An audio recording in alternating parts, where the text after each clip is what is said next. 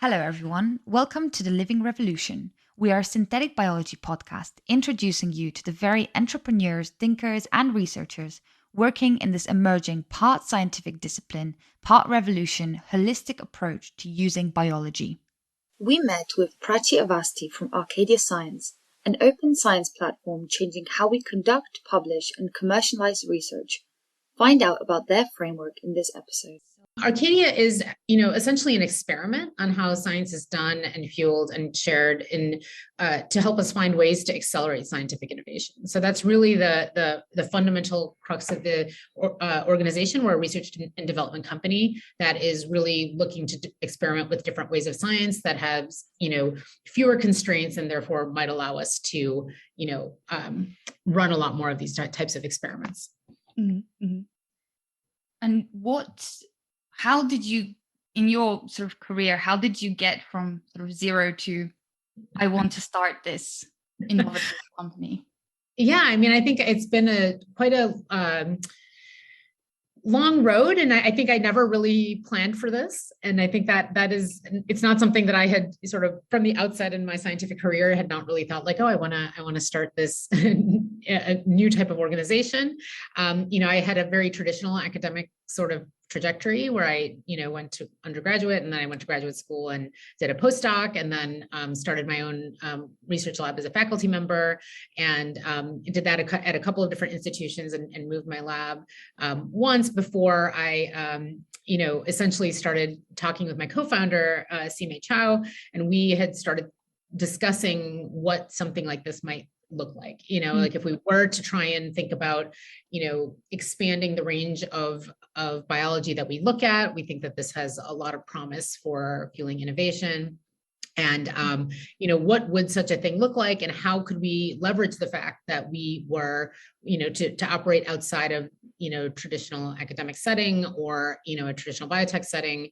How could we start to reinvent what such an organization might look like, and what would that allow us to do to sort of advance science and advance the impact that science has on society? Mm-hmm. So I really was very much, serendipitous, I would say. I didn't know my co-founder before about a year ago, which is not sort of, I think some people don't traditionally know that, it's not like we had known each other for a long time. We had a mutual acquaintance that introduced us. She was sort of thinking about something like this. And I had been working a lot in my academic life with a variety of different organizations on sort of open science and trying to think about different ways in which we might, advance science more quickly and earlier than the traditional systems allowed us to do.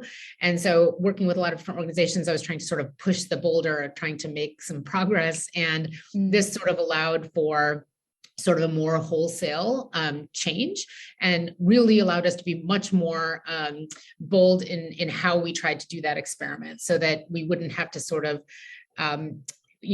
iterate about what exists already. We could try to, push the boundaries of what we thought it should look like, and move to something new and iterate about that. So, again, we don't claim to have all of the answers. The goal is to try and do experiments in how we operate in science, and learn from it, share what we've learned with other people, and then try to continue to make it better and more effective. So, so for me, I was sort of happily plugging away in my academic life, working on the science that I cared about. And of course, I'm a basic scientist, and I think that, that is, to me, some of the most exciting and important discoveries have come from basic science. We have a lot of examples of this, from CRISPR to GFP to PCR. These things all came from not things that were human or like humans, but things that were truly unique, in which, evolution has solved a lot of biological problems, and we don't have to do every experiment if we look in the right place. And so I think those were the types that, that type of science really, I think, can expand our understanding of the rules of life, and really help us, identify, new ways in which we might engineer solutions as well, letting sort of evolution and biology be our example. And so I think that has always been something that excited me. And so it was really it just felt like a great opportunity to make a wholesale, large scale change in how we think about, what science we do, how we fund it, how we communicate it. And that was what was so appealing to me about starting Arcadia. And it really, so it was a lot more pull than push, and it just, I think that search for trying to, do science in the way that we want it to be, which something was always motivating to me to try and find ways in which we might make that happen. And this was just a unique opportunity to do that. What were the problems that you saw in the current sort of trajectory of scientific research that made you think we need to start something outside of those systems? Yeah, I mean, so I will say maybe something somewhat unpopular is that I think it's the people. And like, I think what we've done is actually, we have gotten so comfortable in sort of acting in service of ourselves and trying to say that what we need to do is, as long as it, the popular thing to say is that, oh, the incentives are all broken and everything is misaligned, and we are, and I actually think that just means, and it gives us permission to say, like, oh, we need things to be good for us personally in order for us to do what's good for science. I don't believe that. I think there's a whole bunch of scientists out there that actually do care about science and scientific advancement and how that might impact society. And I think that's something that is, I think, at the core of why scientists get into science in the first place. And then it turns into something else, right? And so typically we say, like, oh, well, it's because in order to advance, we have to check all these boxes and play by all these rules and do these things that are maybe not aligned with the things that advance science. And so, what would you say? What are those rules, those tick boxes that actually push people in the wrong direction? Yeah, I think people sort of aim for, part of it is the way in which we communicate science. So the scientific publications, the way that the sort of way people think about the hierarchy of those publications. And it could just be in advancement of science for getting jobs. So either for a trajectory in one scientific career to get the next job, or to get tenure, or to get funding, or, so all of these things that are required to sustain a scientific career, there, and you will hear from a lot of people, like, the lessons of what it takes to be successful and what people need to do. And I sort of feel like the people, once you have metrics to chase, then that becomes the goal, instead of trying to advance science itself and getting closer to the substance of that. So what I think is really interesting and important, and I think can be done in other systems if we continue to pursue that and not continue to pursue the metrics that we think are required for success, if you try to pursue the way in which science actually has broader impact, and rather than the ways that we use to measure it, that will also result in success. But I think that, many of these, narratives and things that we do, we sort of start to act more and more and more in our own self-interest. And I think that's what I meant by the people are the problem, in the sense that we're even teaching people that this is what they need to do. And I think that is a thing that is difficult and sets us even further away from the science. So the goal here is to try and get back to closer to the substance of what we all actually, again, I think all of us scientists wanted to do when we got into science, right? Is to advance knowledge, to discover something new, to innovate, to really push forward what's possible. Like, these are things that I think all of us are inspired by. And then we sort of get further and further and further away from that. And then, in sort of service of what we think is the reality, right? Like, oh, because I have no choice, and because these are the rules, and this is the constraints and everything. And so I think, I think that has been a problem. And I think, and it's not to say that people don't evaluate on the basis of these, what I think are inappropriate ways of measurement, right? But things don't change unless we change them. That's sort of how I feel, that there is no, there are different ways that people think about making changes, that, oh, if we change the rules and the incentives and the rewards and all of these things, then people will follow. And Yes, I think that's a way to get wholesale change. But I think, again, if you still say like, oh, well, let's just make it in your self-interest to do the right thing, you try to realign those things. And rather than saying like, no, what we should be doing is actually pursuing, again, the substance of what we all hope for, so I think that, I have always been more of a fan of sort of bottom up change, more, that each one of us has the ability to do something different, do something that matters, and that we should all feel like we have the power to do that. And that we can't really expect other people to do things that we're not willing to do ourselves. And so I think that there is also this sort of feeling that, oh, well, when I eventually get into some position of power, I will then do something that will change this situation. And I don't know that I believe in that. I think that people tend to be who they are. And I don't know that they change overnight just because they suddenly feel safe. And I think the safety is a myth. Like I don't actually think that there's ever a safety. So maybe you're no longer vulnerable because you're not looking for a job, but you're still looking for funding. Maybe you're still looking for tenure. Maybe you're then worried about your own trainees. There's always some reason why you can't take a risk. Maybe it's on your own behalf or on behalf of somebody else, but there is no magical safety place. And so the search for that place is fraught. I think that and so the only reasonable thing to do is to do it yourself and to do it now. Right. And how does Arcadia Science sort of evaluate research differently? Yeah, I mean, we actually tried to aim in the beginning, we could do anything, but what should we do, right? So we sort of start to think about what does it mean to make scientific impact, And so one of the reasons that we have the sort of model of doing open science, we believe in open science, it's better science, it's faster, it's more rigorous, is to release our work earlier and more often. Right. So this is one of those things that I think will be, we actually value the ability to get science out into the world such that other people can use and reuse and build on it. Right. And so that is one of those things that if you actually want to have more impact, you can't keep it to yourself. It's like it's fundamentally, working against itself if you're trying not to share your work. And so, it's really important in my mind to say, well, why don't we, get, all the good ideas don't live in one building.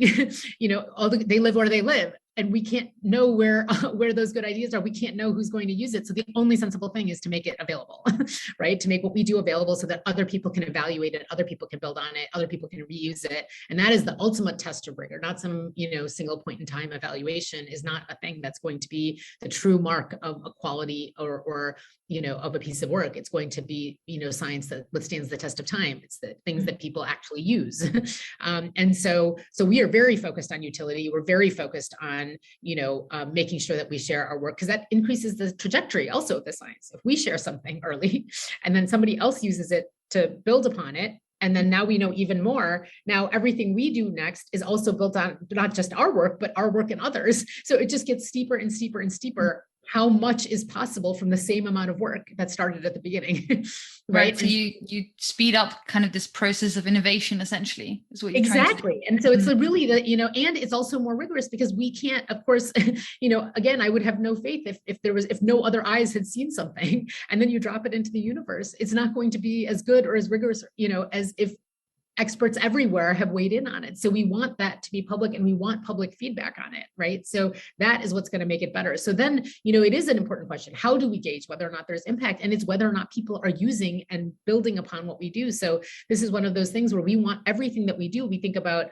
what is the scientific impact? What bottlenecks are we solving for the scientific community? What are the things that are genuine challenges that we can solve if other people can't solve it because of their constraints, for very good reasons. Maybe it's because of temporary workforce, temporary funding, technological challenges. There are a lot of reasons why people can't make certain types of progress within their own structures and in funding systems and things. But we can solve a lot of problems, and so we can sort of break open those bottlenecks and come up with both technologies, data sets, infrastructure, data standards, all these different things that actually are needed, to move forward science, but maybe aren't well supported in other ways. What would you say are some of those bottlenecks that you're perhaps working on at the moment? Yeah, so some of them are very much one of the things that we are trying to do because we're trying to broaden the range of,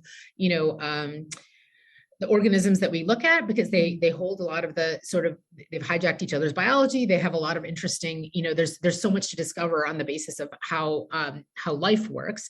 And so, but for good reason, sometimes those organisms aren't tractable, right? They're not culturable, they're not genetically tractable, they're, they lack genomes or data sets and things like that, right? And so we can't, of course, like fill in the whole tree of life with all the information that there could be, right? But what we can do is to even when people are trying to figure out what are the right places to look, what is the information that they need, right? And so, and one thing that we've discovered is that there is a lot of data out there, but they're not in a very usable form, right? And that's because that's not the goal up until this point for many other areas of science, is not to make it useful, but to do these other things, right? To check these boxes and make sure that they are, the goal is not necessarily to include the full data sets, to have all the metadata, to have things that are actually usable, reusable. And so even existing data that's out there is not actually shared in a way that is usable. So what I sometimes say is that just because it's open doesn't mean it's useful, right? Mm-hmm. So that you can have something that's like an Excel spreadsheet in the supplemental figure of a preprint. It's open, but it's not useful, right? So the goal then is to say, like, how do we take our data, other people's data, and make sure also that we make it available, mineable, reusable, machine readable. These are things that like we want to help solve, things that people might be looking for. The data sets that we generate, whether it's omics data sets or imaging data sets or whatever it is, that we want to make it something that is usable and mineable. And also it may be some sort of technologies trying to solve, how can we, we don't want to just increase, some set of model organisms to, another 2 or 3, that's not the goal. That still doesn't help us, solve the problem of actually utilizing the range of biology, right? We don't want to have a hammer and look for nails and say, oh, we have all the tools top to bottom for this one thing, and let's just look for problems we can solve. But say, if we have a question or scientific, problem we need to solve, what is the right tool to use? What is the right organism? What are the right comparisons to make, that could really help us crack this problem wide open? And what are the things that people need in order to make that decision, right? So how can we generate data that helps people make that decision? How do we make sure that, that we have, genotypes and phenotypes available for the things that we are studying? How do we, find, broadly applicable, technologies available where lots, that might be, for many different organisms, you might be able to get gene delivery, or many different, you might be able to do like label-free imaging where you don't need to have genetic tractability. What can we learn, and just making sure that we share all of that information so that other people can use it. So there's just a lot of different challenges, whether it's from data or data infrastructure or tools, technologies. A lot of these things are, places where we might want to innovate. And again, the real question is, like, if we do this, whatever it is science that we focus on, what is going to be the downstream user, the downstream impact of that, and who will use it? So, we could, look under rocks and find new things. And if there's no downstream user, that's also limiting the impact. So we want to make sure that, what is it that we're making available, and who is going to use it, and what problems can we solve, and how widely applicable is it? Those are questions that we're always asking, is how much can what we do here impact what happens not here? Is there any way that of sort of like moderating all that data? I guess at the moment you have kind of a peer-reviewed system where you send it to papers and it gets peer-reviewed and all that sort of thing. If you have such an open platform, would there be an issue with there being too much data? No. So, I actually think that, again, because the system that we have now, it's also a lot of data, and we sort of just assume that it's because 2 or 3 secret people gave it a stamp of approval that now is some sort of measure of truth, right? And the truth is that's actually not the case, right? We all know, if you've ever done a journal club, that it's far from perfect what's already been peer reviewed, right? And so the idea here is to just make it more transparent, and to say, that measure of rigor and quality and, all of that we hope to get from peer review, that that only comes really over time as people start to use data and actually reuse it. And that is like the real mark of whether something is going to, withstand scrutiny, but then also to make that scrutiny public, right? We don't often, again, you have no idea what's happening behind closed doors in that peer review. What we want to do is to say, give us the public feedback. Tell us we are not afraid of it being wrong. If it's wrong, we will fix it and it will become less wrong. The goal here then is to say, how do we, just make it what it is, which is a demonstration that there is no truth just because at a single point in time, at the very beginning of the lifetime of a piece of work, when it first sees the light of day, that is not when we are going to know its validity, right? Like we're only going to know as people start to use it and build upon it. And we understand that, right? Like we know that ultimately, when you have a body of work and other people and the whole field works on it, right? And then you start to know whether these ideas and theories hold up, right? It's not necessarily a stamp of truth anyway. And so it's true that not, everyone may use that data. And that's why we want to get also like passive metrics of data. What are people actually using? What are they building upon? These are things that we are trying to make sure that our infrastructure and what we're looking at is actually that usage and that building and getting all of the comments that happen to be public. We are actually asking that everyone make public comments. And we've even we can do that in a number of different ways, but we want to make sure that we're not just shouting into the void and then hoping people come. We will aggressively go out there and say, is this something that's useful to you? What, if not, why not? What is that? What would you use it for? And if it is, I think people know, for example, if you sequence a genome, for example, and it's something that someone is working on, people are going to use it and they're going to tell you what's wrong with it and how they're unable to use it, right? And so one of the biggest challenges for us is to make sure that we are doing the kind of science that matters to people, right? And to make sure that they will use it and then tell us how we can make it better and more useful to them. Where do you publish the works?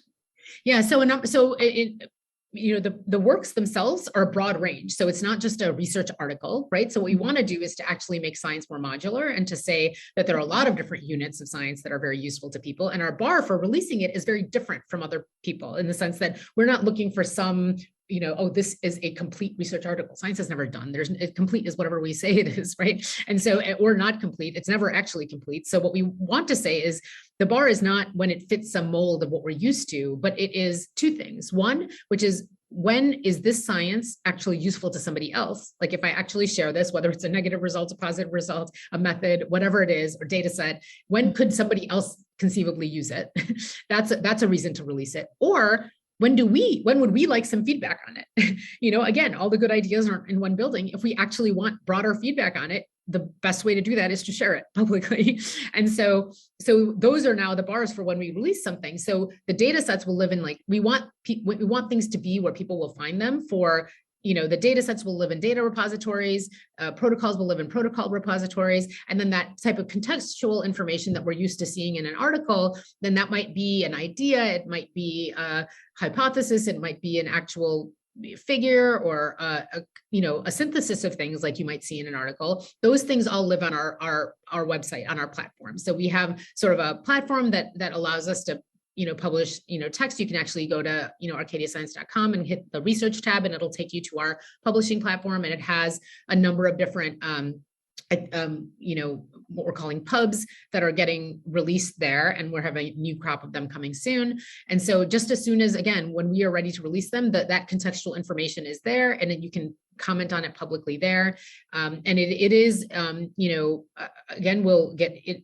It will have a digital object identifier like many, research works do, so that and it'll be citable, discoverable. It'll be indexed in Google Scholar. It'll be, we have all these, and we are, listing in, full clarity exactly what the contributors did. So there is no hierarchical author list. It's literally just, who contributed to this work and what did they contribute. So there's no guesswork, it's all in alphabetical order. It's literally just these are the list of people and this is exactly what they did. But all of that is on our website, yeah. Almost seems like you could have almost like a social media for publishing things, like where you can just kind of like things, comment things, leave this sort, and you just the best stuff makes its way to the top, or the most useful things that people would like to Exactly. use. Yeah. And I think that's, you know, and so we are, of course, always, like I said, this is an experiment. We're trying to see what are the best ways. And, you know, I've been involved in open science and in publishing space for a long time. And, you know, a lot of other people have done really important and useful experiments that have informed our own. And so part of that is thinking like, oh, how do we now take the next step and try to do something that's useful and figure out how to get, you know, public comments, how to use it to make our science better, you know, and we want to even credit the people who make useful comments that change the trajectory of our science. They will also be credited on our pubs as people who gave, you know, essential feedback. And so, you know, the goal then is to say like, yes, you know, find those new ways to see what that impact is and how people are using it. And again, you know, what we basically want to do is to do the kind of science that people are really interested in. That doesn't mean that people are already working on it. It just means that it is something that will open the doors of what's possible for them, that we're making that available will really dramatically change the way that in which they do their own science, and by making these resources or data sets or other things available. Do you see this being something that anyone can sort of put their science through, or is it a just like people who are part of the company? Yeah, so right now it is just people who are the part of the company. We're sort of like trying to run this experiment as a way to sort of do this for other people so they can say, oh, what's working, what's not working. We want to share what's working and not working. That's going to be part of what we share, because that's, you know, and that's true for the whole organization, not just our science. Anything that we do as we try to innovate on how we do science, we want to make sure that that is available. But we are using a platform called PubPub that is available to everyone, and we are very much, you know, trying to work with them to, you know, solve some of the problems that we're encountering as we run our experiments, so that they can also take that feedback and incorporate that into their platform. And so the platform itself is available to everyone that wants to use it, and it does have many of the features that you would be looking for. That you can also get a, you know, digital object identifier for your pub. You can get, you know, you can release that science in sort of the same modular way, whatever you decide you'd want to post. And so these things are, you know, what we want to do is to just basically to be that sort of proof of principle, to say, what are the different ways you could do it? What are the different units of science you could share? You know, what are the different ways to source public feedback? How are we going to use that to make our science better? How do we, you know, so basically to try and do that so that it's informative, should anybody else want to take, not necessarily replicate it exactly, but to say, is there something useful here that you might use in your own work in your own life, that you can think about sharing your science in this way, or incorporating pieces of it that fit with what you need. And do you imagine this platform to be used by, at the moment, mainly biotechnology researchers, but do you imagine this sort of expanding out to all research fields? I hope everybody uses it. I hope academics use it. I hope, you know, I hope anybody who wants to share, you know, and or think about creative ways of experimentation themselves, to say, oh, well, maybe we won't want to do it exactly this way, but we can try some other ways, and all of us can learn from that, right? And that will inform what we do too. And so I actually hope that everybody thinks about, you know, I think, you know, there's a lot of, I've been a huge advocate. I'm also the president of an organization called ASAP Bio, which shares, is involved in innovation and life sciences communication. It's really a preprint advocacy organization. I think preprints have been a huge, huge benefit for, you know, the biological sciences, as it has been in the hard sciences before it with arXiv. And I think, you know, already the biggest innovation, I think, or the biggest advancement has been the author agency that comes with you, the author, are in control of when your work sees the light of day, not a set of gatekeepers that are deciding what is or isn't novel, interesting, whatever, that literally you control when it sees the light of day. And therefore you are then available, you know, you are then able to make your own science better on the basis of you know, other people seeing it. And I think we already understand that. We go to scientific conferences. We already understand that sharing your work early is useful to making the science better. You know, we already do it, right? It's just a matter of like doing it more widely to make it even more useful. And so I think these are things that, you know, scientists, in no matter what sector they're working in, I think they already know this, and they already use it to make their science better. And the question is, can we then just move the way and you know, we live in the age of the internet. Like, we have the ability to put our work into the universe. Like, we can just do it. You know, we don't need permission to do it. We can just do it. right? And so I think that is one of the things that we should take advantage of. And I love that author agency piece, that whether you're doing, sharing preprints, or you're putting it on a platform like PubPub, or you're, whatever it is you're doing, or you're sharing it on Twitter. I do that a lot. We just, if you have some new result, however you want to get it into the universe such that you can get that feedback and make your science better and advance what else is possible with, for other people, that's how we're really going to accelerate, how, what happens with science, so that we're not artificially delaying it just so that we can have this sense of security of truth, which isn't going to exist anyway in that way, and it's like, I think we all have this sense that, oh, well, peer review is good. Of course, peer review is good. That's why open science is good, because more eyes make it better, but the question is that system of closed review by a handful of people who are anointed to decide what sees the light of day, is that the best version of peer review? And also, should everything necessarily be peer reviewed, when, again, a peer review, at the way in which we do it, is still only a single point in time evaluation, instead of letting, science stand the test of time. And so again, reuse is sometimes an even more rigorous and much better, measure of quality than, whether or not someone reads it and gives it a checkbox, So I think that, just rethinking, what are we actually trying to get out of this? And how do we, if the goal is to advance science, if the goal is to do the best science we know how and make it more rigorous, then what we want to do is to then not just do what we're doing, but also make sure that our methods are available, make sure that our data sets are available, make sure that, the things that people need to reproduce it, or to challenge it, or to build upon it, that all of those things are available. If what we really wanted to do was advance the science and make it more rigorous, what would we do? And that's what we are trying to keep front and center as the flag that we are walking towards, to say, like, what would we do if we really cared about the substance of the science, the impact of the science, the impact of science on society? What would we do to maximize that thing? That's when we have a decision to make, that's the North Star. I suppose you could say the only threat in terms of having open science is, I can imagine if we have exact protocols out in the open, they could be used for, creating weapons of, bioterror, for example. Dual use. I mean, it's a big question, but sort of, have you thought about that when creating Arcadia Science, and what are your thoughts on it?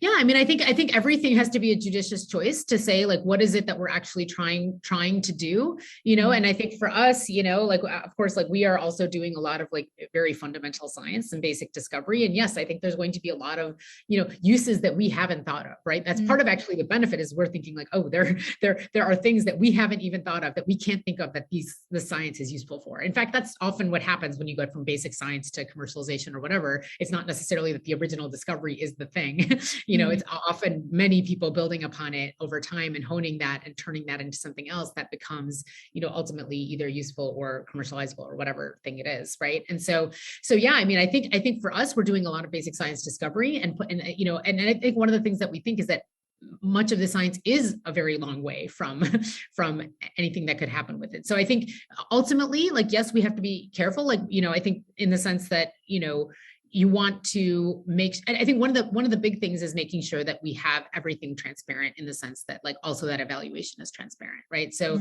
another similar type of concern is if you're doing sort of like health related research, for example, that could impact public health, making something available when it's not clear, when it hasn't had feedback yet, or it hasn't been rigorously tested. Again, the more open you make it, the more experts can weigh in on it and evaluate it. And then that needs to be available. That's why the feedback needs to be public. So it's not just hidden feedback on what, so you can't just get a secret message that says, oh, this is not, rigorous, or it's not, it's dangerous, or whatever thing. And then just that remains hidden and it's published elsewhere as is, like that happens all the time, that people just move around from journal to journal, and even with negative comments, they just move on without ever correcting anything. And so that part of the benefit of this is to make sure that work is, that even the feedback is public. But yes, of course, like, I think the goal would be to make sure that we are, of course, like doing,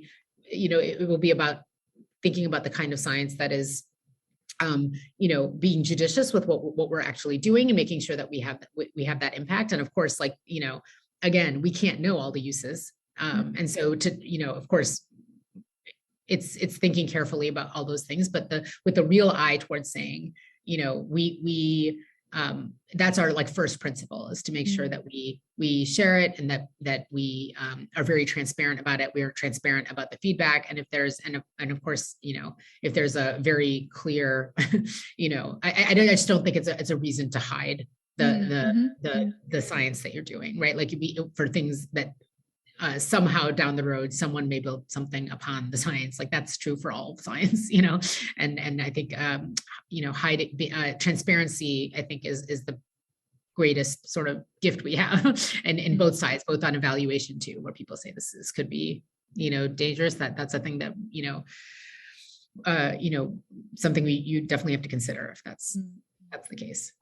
And in terms of your data infrastructure, what currently on PubPub, what can you actually search by? So what are kind of the categories, or, how do you search the different bits of? Yeah. So right now, so again, the data will live where it lives. So it should live in, like the data sets will be in the proper data repositories, public repositories, where typically the similar types of data are stored. And so, we're trying to make it so that that you don't need to know what you're searching for in order to find something. So right now we only have a handful of pubs on there. So we've only been around for about a year, and we've only released a handful of pubs. And those will continue to get updated and things like that. And so eventually you should be able to, you shouldn't have to sort of like get into a category, even though we do have different areas of science. Everything we do is so interdisciplinary, and this is one of the things that, changing our sort of, authorship contributorship model of not having this hierarchical author list has completely exploded the like interdisciplinary nature of our science. So because there's not just my project and your project, and I'm first author and you're last author, and this is my, I only want to contribute to this if I get all the credit. Like none of that happens here, right? Because there is no order, right? Literally, it's just people contribute their expertise, and then so now the boundaries are not so clear. Every single team has technologists and discovery biologists and, very broad range of expertise, right? And so they don't really fit very neatly into buckets anymore, even though they may have certain fields. So they're going to be tagged instead. So, if something might be, some aspect of technology or basic biology, depending on the topics, they'll be tagged appropriately. So you can still filter by a number of different things, but it won't necessarily depend on you knowing where to look. The long-term goal is to, the goal is to actually try to find new ways in which we might experiment such that other people can further innovate, right? So we're not trying to actually get everyone. What we would like to do is for everyone to share more early, more often in a public way with public feedback. Those are like some foundational principles that I hope other people adopt, because I think it's better for science, but not necessarily a very specific solution, right? So I think that while it would be fantastic if people use this, platform to share, the goal is actually to really think about what are the right ways to do it so we can all solve the problems that we need to solve. The scientific literature is growing exponentially. It is not going to continue to be sustained in the current system, whether or not we are ready to accept that fact or not, right? And so that means that we are going to need solutions, and we are never going back to the before preprint days. We are never going to go back to like abdicating the freedom we have to share our own work. The internet exists, the preprints exist, we can share our own work. We are never going to say like, oh, I'm going to now wait for permission to share my work. Like that's never happening again. Like that door is like blown wide open, right? Now it's true that a lot of people don't take advantage of it yet, but there is no way that we are going to regress to the other side of that, right? And so it's so important that now we think, okay, then if we're going to start to share science in this way, the landscape of scientific communication is shifting and it's a very exciting moment for science, right? That this is now that means that there is so much more that's available. People are able to share it much earlier. That trajectory can get steeper much earlier, and that means that there is a lot of potential for how much science can advance and how much faster it can advance, right? And so now that that's happening, there's going to be other challenges, and that requires us to do experiments to try and solve those problems, right? So, it could be about discovery, it could be about peer review, it could be about, any of those things, right? And so the goal then is to get everybody to be part of the solution, and to not just say, again, the system is not going to, already everyone knows it's getting crushed under the weight already. No one can find reviewers for anything. It's because they only let a handful of people review. Like, there's a lot of things that are a problem with the system, but we need to find solution, but it's all of our problems, right? We as scientists, we're responsible for science. It's all of our problem to try and make this better. And so what I would love for people to do is not necessarily adopt a solution, but really own the problem and say, let's all work together and figure out ways in which we can find these solutions.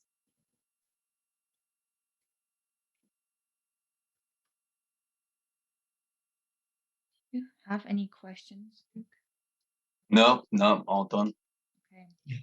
And I'll ask you one more question. What kind of, I guess, for anyone doing science, I mean, you kind of already said this, but what do you have any advice for young scientists out there? Yes. So, I mean, I will say how excited I am for all of you, for all young scientists to be sort of living in this moment where there is just sort of unbelievable potential, right? There is just so much energy and money and focus on science right now, maybe partly because of the pandemic, that there's sort of an interest in supporting and thinking of new ways to do science. So it's a really exciting time for science. And also that's, like I said, the landscape of how we share science is also changing, dramatically in this moment. And so it is just a truly unique time.